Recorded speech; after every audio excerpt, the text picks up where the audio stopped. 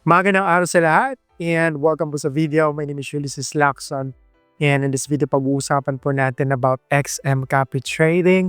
Walkthrough ko po kayo sa process kung paano to get started. And not to start, pag-uusapan din natin yung mga tips or yung mga bagay na tinitingnan natin para makonsidera mo magandang kopyahin yung strategy provider or master trader sa loob ng XM copy trading platform para at the end of the day, magiging profitable tayong mangungopya. Yun yung tawag sa atin, copy trader. At ayoko pong sayangin ang oras ninyo kaya diretso-diretso tayo. Dito tayo sa aking computer nang sa ganon mapakita ko po sa inyo live step by step. Alright. Sa lahat nga pala ng makapanood itong video na ang gamit is mobile, you can still refer to this video kasi magkapareho na naman po ng process o yung steps na dadaanan. Galing ko kasi ngayon dito is Mac and for sure magkaibang itsura. But you can still refer to this video kasi nga same lang naman po yung process o yung steps na dadaanan. Now, bago tayo magpapatuloy, lilanawin muna natin what is copy trading. Kasi baka iba sa inyo hindi pa malinaw yung what is copy trading. Copy trading simply means kung kopya tayo ng trades doon sa kukopyahan natin o yung tinatawag na strategy provider or master trader. Kung ano yung trades niya, yun din yung matitrade sa ating account, automatically mangyayari. Wala na tayong ibang gagawin kundi maglagay lang ng pera tapos ikopya sa kanya, which is papakita ko nga sa inyo mamaya. Yung konting downside lang is mag-share kayo ng profits, meron porsyentong hihingin yung kukopyahan natin out of the profits that we make copying them. So depende, merong 20%, merong 25%, up to 50% yung ina-allow ng mga brokers. So yun na nga, nasa XM tayo, magka-copy trade tayo ng XM. Unang-una pinakakailangan nyo gawin is gumawa muna kayo ng XM account. If wala pa kayong account and andyan yung link sa video description para mapunta kayo sa official website ni XM, gawa lang kayo ng account. Tapos if kailangan nyo rin ng tutorial kung paano to get started or paano mag-sign up ng account sa XM, meron din akong ilalagay na video tutorial dyan kasama dyan sa video description.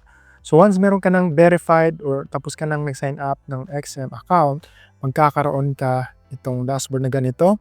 Tapos hanapin mo lang itong more na option if you're in mobile.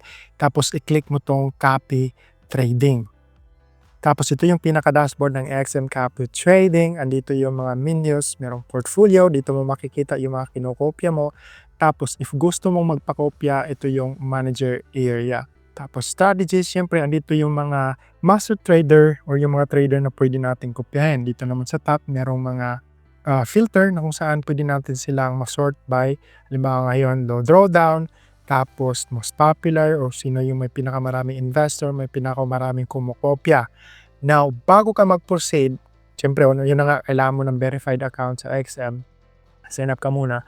But bago ka mag-proceed, maghanap ng pwedeng kopyahin, yun nga pala yung kailangan din muna natin gawin kasi meron kasi yung mga minimum investment para makopya sila kaya kailangan muna maghanap tayo ng potential na kopyahin bago din tayo mag-deposit. But bago ang lahat, basahin niyo muna tong article na to. Ilalagay ko din yung link dyan sa video description. Ito yung guide para magiging effective tayong copy trader. At the end of the day, magiging profitable tayo. Kasi ito yung mga mali, halimbawa nito, why people like copy trading andito, tapos itong some risk of copy trading, yung iba is mali yung pagpili nila ng kukopyahin, tapos yung trader minsan na nakopya nila is hindi sumusunod ng tamang risk management, ang laki ng lot size, hindi tugma sa kanilang equity, so parang nagsusugal. So kailangan tinitingnan natin to. So ito na nga yung mga tinitingnan natin. Una is rest score, tapos drawdown, tapos growth per month. So maiintindihan nyo naman dito, naka-explain naman kaya hindi ko na to isa-isahin. So pag sinabing rest score, ito yung palatandaan na sumusunod yung trader, yung kukopyahin natin ng tamang risk management. Nagtitrade lang siya ng lot size according sa rule na kailangan hindi dapat more than 3% yung i-risk sa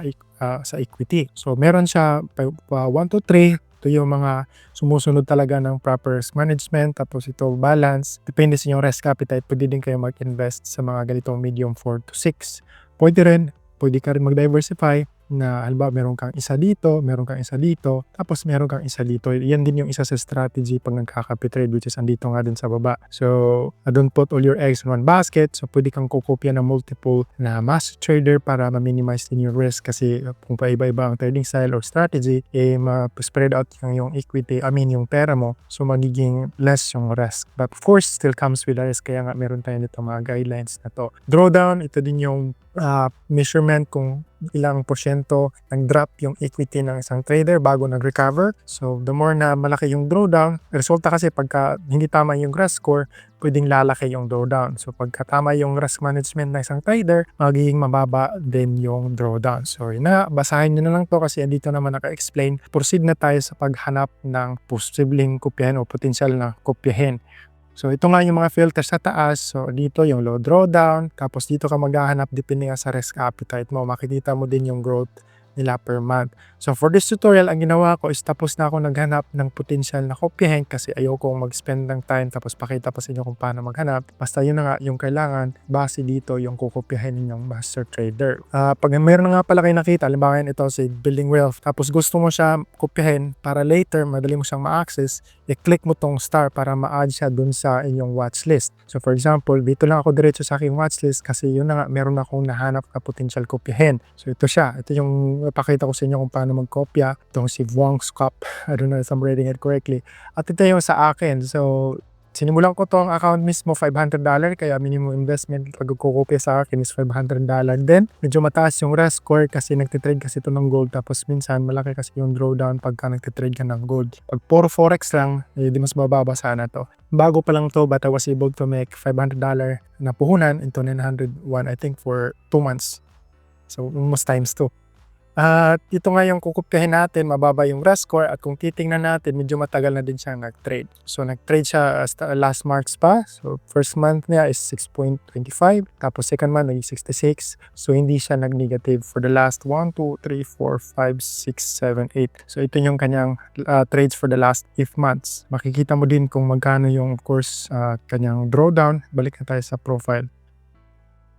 So ito nga kung nakita nyo, yung kanyang risk score lang is 4. Tapos ito yung growth niya for the last 30 days or the return in 1 month.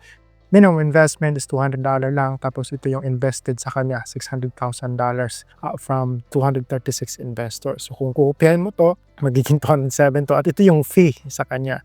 So, halimbawa, yung kikita ka ng $100 copying him, yung 10 doon is mapupunta sa kanya as fee sa kanya for copying him. Tapos, yung drawdown niya lang is medyo mataas. Ibig sabihin, ito yung down ng kanyang equity bago nag-recover, which is good thing is nag-recover naman tapos mababala kanyang risk score. Kaya ito maganda to. Kung titinan nga natin, matagal lang siya nag-trade. 8 months na siya nag-trade mula March hanggang ngayong October. Profitable siya. Never na month na nag-negative siya. Kaya ito yung pwede niyong kopyahin, depende sa inyo. Kaya yun nga, ibase nyo pa rin yung mga konsideran yung mga tinitingnan sa isang master trader dito sa article na to. So, halimbawa ito yung kukopyahin ko. So, syempre, meron na akong idea na yung kanya minimum investment is $200.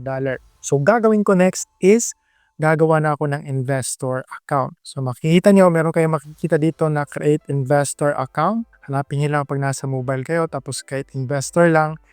Tapos dito ngayon, meron ditong have a partner code tab. So, lagyan nyo lang ng code na new reg.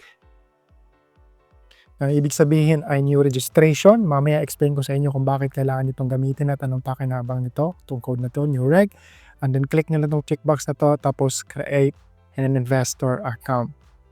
And we have successfully created our investor account. Meron na tayong investor ID dito sa taas. And also, yun na nga, yung minimum na $200 yung investment. Kaya yung next na gagawin natin, or next na gagawin ko dito, depende kasi yan sa kukopyahin niyo, is mag-deposit na ako ng amount para nga makopya tong si Vuong's Cup. Paano ba yung yung pangalan niya? So, click ko lang itong aking dito ID, tapos sa inyo, depende nga sa inyo kung nasa mobile kayo, hanapin nyo lang itong yung investor ID. Tapos dito ngayon is meron deposit. So, dito tayo sa deposit. And then pagkatapos, dito tayo sa investor. Piliin nyo yung investor. And then, click nyo lang itong okay, got it. So, make sure na nakaselect yung investor. Tapos click nyo next deposit. Tapos dito mamimili ka ng yung preferred payment method. So pwedeng mobile banking. Ma-take note na kung ano po yung gagamitin ninyong payment method pag deposit, yun lang din po yung magiging available sa inyo for withdrawal. So for example, gagamitin ko dito is mobile banking kasi gagamitin ko yung aking BPI. Tapos syempre, yun nga, yung minimum deposit sa kukopyahan ko is 200 USD. So tapos click mo lang tong I declare that the deposit may be in the Xentry account. Tapos click ko deposit. Tapos confirm. At ito na siya. Kailangan ko lang i-scan yung QR code gamit yung aking mobile banking app. And voila, I have successfully scanned and paid the QR code. Balik ako dito sa Copy Trading. At nandito na dapat yung ating investor account balance na $200 para nga makopya yung kukopyahin natin. So balik lang kayo dito sa watchlist. Yun na nga, pag may nahanap kayo, kailangan lagyan ng star para mabalik siya sa watchlist. Madali niyo siyang hanapin. And then yung next na gawin mo lang is click mo lang tong copy.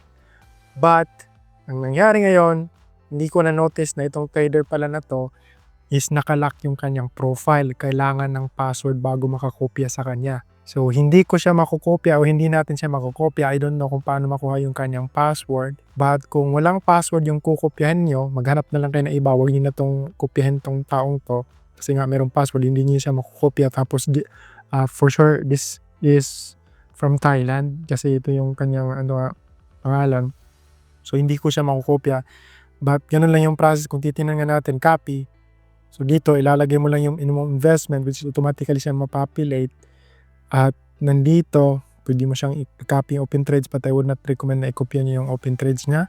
Tapos pwede kayo maglagay ng take profit, tapos stop loss. Depende sa inyo kung willing to risk ba kayo 100% kung ano ba nag-do that. But ito nga, meron siyang password. Now, paghanap na lang kayo ng iba, kasi hindi natin ito makukopya itong taong to, course base pa rin dito. Yun nga, yung link is nasa video description. Tapos, ganun lang yung process. Dito nyo lang, pag wala sana itong password, diretso-diretso na tayo, makukopya na natin. Once makopya na yung isang strategy or isang master trader, yung account or yung pag makikita para makita mo yung magkano yung profit, kaya magkano yung loss, dito mo makikita sa portfolio. So, dito dapat makalagay yan. So, sayang, hindi ko mapakita sa makopya tong tao kasi hindi ko pala na-notice. Meron kasing maliit dito. Maliit lang kasi masyado. Kaya hindi ko na-notice na meron palang password. So sa akin, meron ding password. Pag gusto niyo magkopya sa akin, depende sa inyo. Bibigyan ko kayo ng password. Mag-PM lang kayo sa akin sa aking mga social media accounts. Andyan yung link sa video. Andyan yung details sa video description. So, gano'n lang naman yung process kung paano magkopya. Mag-deposit ka lang kung ano yung minimum deposit. Tapos copy ka lang. Self-explanatory yung process. Dito nga makikita sa portfolio. At about nga pala doon sa new reg na code na ginamit nyo earlier, andyan sa video description yung details anong pakinabang. Meron tayong community na pag ginamit nyo yung code na yun, pwede kayo mag-join for free. Andyan lahat ng details sa video description. So hanggang dito lang ito video and thank you so much for watching. Let me know in the comments if you still have questions sa process na pinakita ko. Maraming salamat and have a good one.